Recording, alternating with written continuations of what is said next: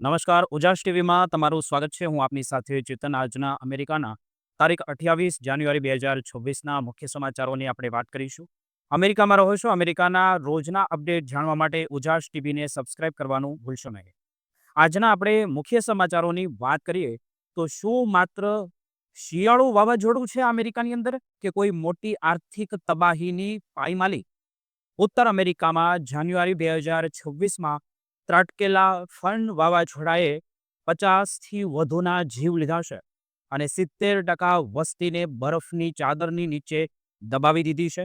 -13 degree તાપમાન, ઠપ થયેલી ફ્લાઇટ્સ અને $600 અબજ નુકસાન પાછળ છુપાયેલું અસલી જોખમ શું છે? હાર્ટ એટેકનું વધતું જોખમ અને ફેબ્રુઆરીમાં આવનારા બીજા તોફાનની ભયાનક આગાહી. જાણો આ વિડીયોમાં. આ પછીના સમાચારોની આપણે વાત કરીએ તો ડોલર કમાવા ગયેલા અમેરિકા કે પછી જનારા અમેરિકા ગુજરાતીઓ પંજાબીઓ માટે કાયદાનો ગાળિયો કડક થયો છે. ગે હોવાનો દાવો કે નકલી રાજકીય પજવણી? શું એજન્ટોની આ સ્ક્રિપ્ટ હવે ડિપોર્ટનો સીધો રસ્તો બની ગઈ છે? 26 લાખ પેન્ડિંગ કેસો વચ્ચે અમેરિકી એજન્સીઓએ શરૂ કરી છે જુઠ્ઠાણીની ફેક્ટરી પડાવવાની ખાસ ઝુંબેશ. જો તમે પણ ખોટા બહાના હેઠળ ગ્રીન કાર્ડના સપના જોઈ રહ્યા છો તો સાવધાન થઈ જવાની જરૂર છે. કાયમ પ્રતિબંધ અને જેલ તમારી રાહ જોઈ રહી છે. આ પછીના સમાચારોની આપણે આગળ વાત કરીએ તો જેને સુરક્ષિત આશરો માનો છો તમે, શું તે જ મોટેલ માનવ તસ્કરીઓનું જે એપ્લી સેન્ટર બને છે? અમેરિકાની જાણીતી મોટેલ ચેઇનમાં ચાલતા દેહ વ્યાપાર અને માસૂમ શોષણના એવા કિસ્સાઓ બહાર આવ્યા છે જે માનવતાને ચરમચાર કરી દેશે. નફાની લાલચમાં હોટેલ માલિકોની સંડોવણી અને એફબીઆઈના દરોડામાં ઝડપાયેલા નામો પાછળની આખી ગેંગ પર્દાફાશ થયો છે. એક નવજાત બાળકની જિંદગી બરબાદ કરનાર આ રાક્ષસી નેટવર્કનું ભયાનક સત્ય જાણવા માટે અંત સુધી જોતા રહેજો. આ બધા સમાચારોની આપણે વિગતે ચર્ચા કરીએ. આપ જોતા રહો ઉજાસ ટીવી. અત્યારે સમગ્ર ઉત્તર અમેરિકા પર કુદરતનો કેર વરસી રહ્યો છે અને એક એવું ભયાનક શિયાળુ વાવાઝોડું ત્રાટક્યું છે જેણે કરોડો લોકોની જિંદગી થંભાવી દીધી છે. વિન્ટર સ્ટોર્મ ફર્ન નામનું આ સંકટ માત્ર બરફ વર્ષા નથી પણ મોતનું તાંડવ બનીને આવ્યું છે, જેમાં અત્યાર સુધીમાં 50થી વધુ લોકોએ જીવ ગુમાવ્યો છે અને અબજો ડોલરનું નુકસાન અમેરિકાને થયું છે. શું આ માત્ર એક તોફાન છે કે પછી કોઈ મોટી આર્થિક તબાહીની શરૂઆત છે?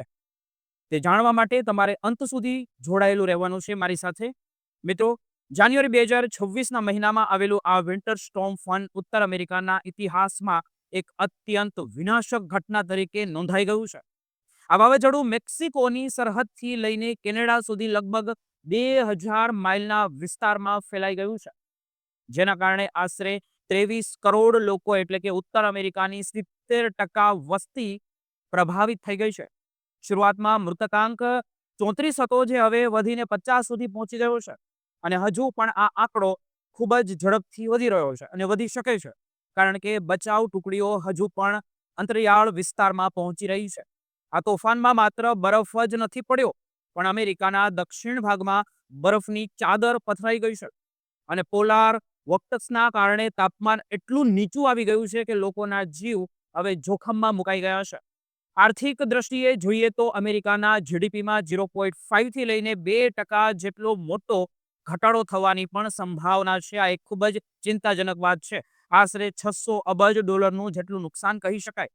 વિમાની સેવાઓ ઠપ થઈ ગઈ છે અને 11 રાજ્યોમાં પાવર ગ્રીડ ફેલ થઈ ગયા છે. હવામાન વિભાગ દ્વારા જણાવ્યા અનુસાર આ તોફાન આર્કટિકની ઠંડી હવા અને પેસિફિકના લો પ્રેશરના મિલનથી સર્જાયું છે. ન્યૂ મેક્સિકોથી મેન સુધીના રાજ્યમાં 1 ફૂટથી વધુ બરફ પડ્યો છે અને ટોરેન્ટોમાં તો 26 સેન્ટીમીટર બરફ સાથે 79 વર્ષનો રેકોર્ડ તૂટી ગયો છે. સૌથી વધુ અસર લોકોના સ્વાસ્થ્ય પર પડી રહી છે અને ઠંડીના કારણે હાર્ટ એટેક અને હાઇપોથેમિયા જેવા કેસોમાં મોટો ઉછાળો આવ્યો છે. ડોક્ટરો ચેતવણી આપી રહ્યા છે.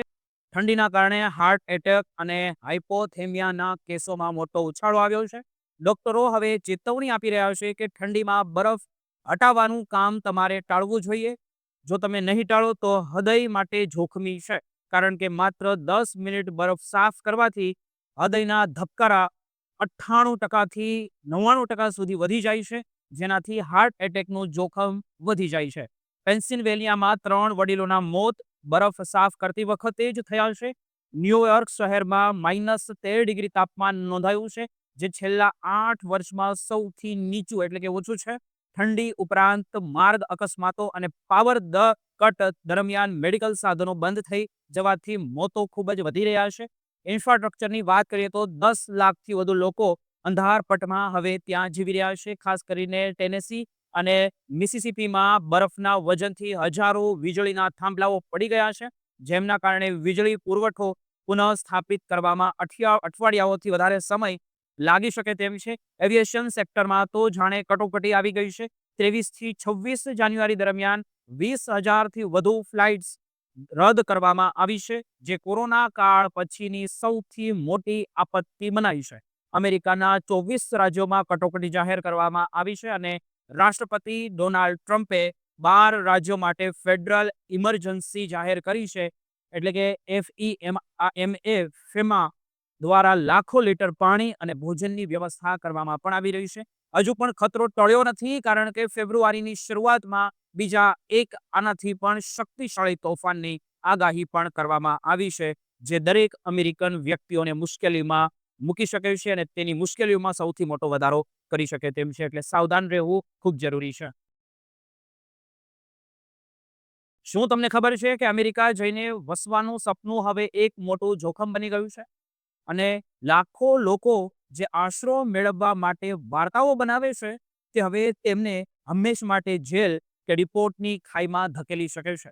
કારણ કે અત્યારે અમેરિકામાં ગેરકાયદેસર રીતે ઘૂસનારા ભારતીયો અને ઈરાનીઓ માટે કાયદાઓનો ગાળિયો એકદમ કડક થઈ ગયો છે અને ખોટી રીતે અસાયલમ એટલે કે આશરો માંગનારાઓ માટે હવે રસ્તો તદ્દન રીતે બંધ થઈ ગયો છે, થવા જઈ રહ્યો છે એવું પણ કહી શકાય. અમેરિકામાં અત્યારે ઇમિગ્રેશનના 26 લાખથી પણ વધારે કેસો પેન્ડિંગ છે અને આ ભીડમાં સાચા જરૂરિયાતમંદ કોણ છે અને માત્ર પૈસા કમાવા માટે ખોટું બોલીને કોણ આવ્યું છે, તેની ઓળખ કરવી હવે અમેરિકન સરકાર માટે એક યુદ્ધ સમાન બની ગયું છે. ખાસ કરીને પંજાબ અને ગુજરાતના લોકો માટે અમેરિકામાં શરણ લેવાની પ્રક્રિયા હવે એક એવી રમત બની ગઈ છે, જેમાં વકીલો અને એજન્ટો દ્વારા તૈયાર કરેલી સ્ક્રિપ્ટો બોલવામાં આવે છે. પંજાબના યુવાનો મોટાભાગે ખલિસ્તાન આંદોલન અથવા તો રાજકીય પજવણીના નામે આશરો માંગી રહ્યા હોય છે અથવા તો માંગે છે, જ્યારે ઈરાનથી આવતા લોકો ત્યાંના કડક કાયદા અને મૃત્યુ દંડના ડરનો સહારો લે છે અને તેમને એવું કહે છે. ભારતમાંથી જનારા લોકોમાં પંજાબી અને ગુજરાતીઓ વચ્ચે એક મોટો તફાવત જોવા મળે છે. હવે આપણે ગુજરાતીની પણ વાત કરીશું.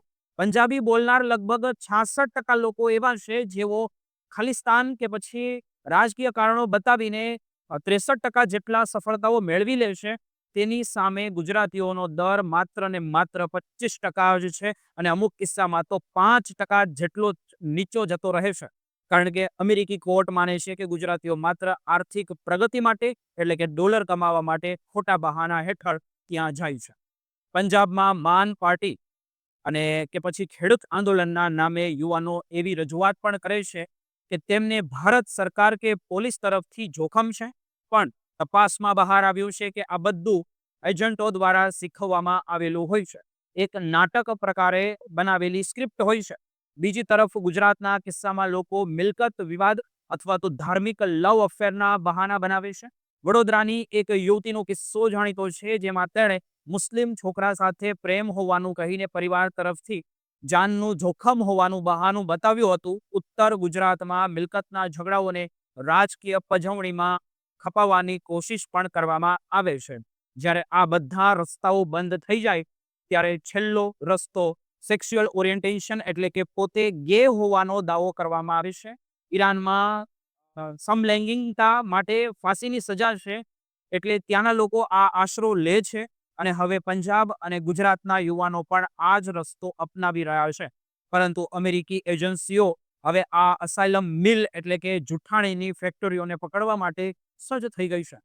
એજન્ટો હજારો ડોલર લઈને ખોટી ડિગ્રીઓ, ખોટા પોલીસ રિપોર્ટ અને ખોટા હોસ્પિટલના કાગળો બતાવીને આપે છે.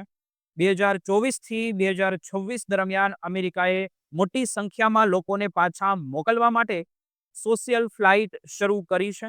ઓક્ટોબર 2024માં જ 1,100 ભારતીયોને પાછા મોકલવામાં આવ્યા હતા અને જાન્યુઆરી 2026માં ઈરાનની નાગરિકો પણ ડિપોર્ટ કરવામાં તૈયારીમાં લાગી ગયા છે.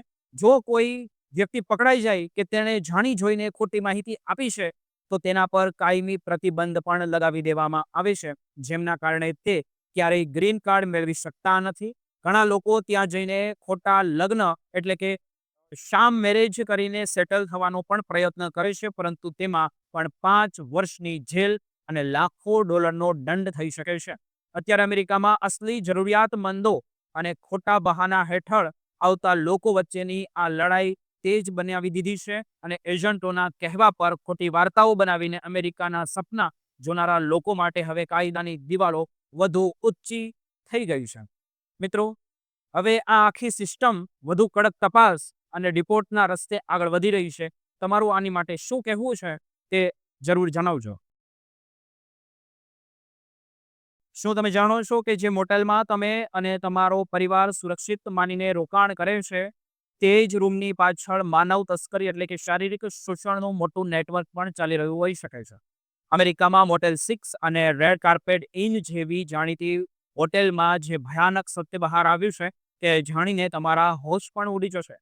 કેલિફોર્નિયાથી લઈને વર્જિનિયા સુધી ફેલાયેલા આ કૌભાંડમાં નિર્દોષ મહિલાઓ અને ઘણા બધા એવા વ્યક્તિઓ છે તેમનું શોષણ કરવામાં આવે છે અને આશ્ચર્યની વાત તો એ છે કે આ ગેરકાયદેસર ધંધામાં હોટેલ માલિકોની સંડોવણીના પણ ગંભીર પુરાવાઓ મળ્યા છે, જેમાં આપણા ગુજરાતીઓ છે. આજે આપણે આખી વિડીયોની અંદર એ વાતનો ખુલાસો કરીશું કે કેવી રીતે નફાના લોભમાં માનવતાઓને વેચી દેવામાં આવી રહી છે, તે પણ ગુજરાતી કરે છે અને કઈ રીતે જિંદગી પણ આ રાક્ષસી પ્રવૃત્તિઓને કારણે બરબાદ થઈ ગઈ.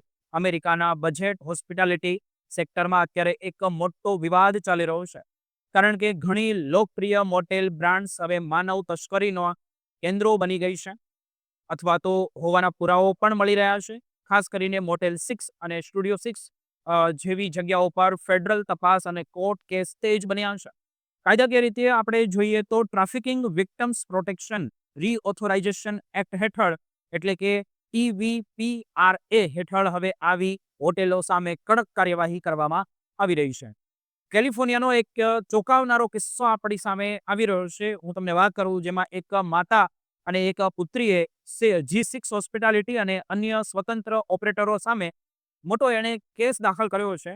આ મહિલાનો આરોપ એવો છે કે વર્ષ 2018થી વર્ષ 2020 દરમિયાન જ્યારે તે ગર્ભવતી હતી ત્યારે તેને મધરાત્રે હોટલના અલગ અલગ લોકેશન પર લઈ જવામાં આવતી હતી અને ત્યાં તેનું ભયાનક અત્યાચાર એટલો હદ બહાર થઈ ગયો હતો કે તેના કારણે ગંભીર ઈજાઓ પણ થઈ હતી. આજે તે સેરેબ્રલ પાલ્સી જેવી એક ગંભીર બીમારીની સાથે જીવી રહી છે. આ કેસમાં સૌથી આઘાતજનક બાબત એ છે કે મોટેલના માલિકો અને સ્ટાફ આ બધું જ જાણતા હોવા છતાં મૌન રહ્યા હતા અને મેન્ટકા સ્થિત એક મોટેલના માલિક પ્રવીણ પટેલ પર આરોપ છે કે તેઓ પોતે ત્યાં જ રહેતા હોવા છતાં તેમણે આ બધું ચલાવવા દીધું હતું. એક વખત પીડિત મહિલાએ મદદ માટે મોટી બૂમો પણ પાડી હતી, પરંતુ હોટેલના સ્ટાફ કે માલિકે પોલીસને ફોન કરવાની તસ્દી સુદ્ધા નહોતી લીધી. તપાસમાં એવું પણ બહાર આવ્યું છે કે કેટલીક મોટેલોની 90% આવક આવા ગેરકાયદેસર જે કાર્ય થતા હોય તેમાં જ થાય છે. એટલે જ તેઓ જાણી જોઈને ગુનેગારોને રક્ષણ આપી રહ્યા હોય છે. આ માત્ર સિવિલ કેસ નથી, પરંતુ વર્જિનિયામાં તો FBI A red carpet in પર દરોડા પાડીને તરુણ શર્મા અને કોશા શર્મા નામના માલિકોની પણ ધરપકડ કરી હતી. તેમના પર આરોપ છે કે તેઓ ડ્રગ્સ અને સેક્સ ટ્રાફિકિંગના ધંધામાંથી પોતાનો હિસ્સો એટલે કે કમિશન લેતા હતા. આ ઘટનાએ જોઈએ તો તેના કારણે સમગ્ર ગુજરાતી હોસ્પિટાલિટી સમાજની પ્રતિષ્ઠા પર મોટો એક દાગ લાગી રહ્યો છે, કારણ કે અમેરિકામાં મોટા ભાગની મોટેલો જે છે તે આપણા ગુજરાતી પરિવારો જ ચલાવે છે. મોટા ભાગના માલિકો પ્રામાણિક છે, પરંતુ અમુક લોકો પાપે આખા સમાજને બદનામ કરી દીધો છે અને તેમને સહન આવી બધી પીડાઓ કરવી પડે છે. હવે સમય આવી ગયો છે કે આવી હોટેલો સામે કડક કાર્યવાહી થાય અને કોર્પોરેટ ઓફિસો પણ પોતાની જવાબદારી સમજે. માનવતાના ભોગે થતો આ નફો હવે લાંબો સમય નહીં ચાલે, કારણ કે કાયદો હવે આ મામલે ખૂબ જ કડક બની ગયો છે.